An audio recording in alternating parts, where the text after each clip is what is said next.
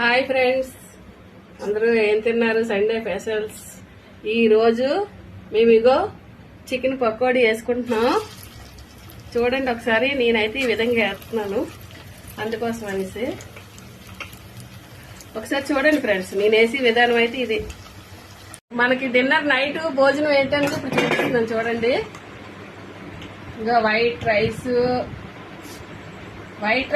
rice ఎందుకంటే మధ్యాహ్నం బిర్యానీ తిన్నాం కాబట్టి ఇప్పుడు వైట్ రైస్, అలాగే ఇగో పప్పుచారు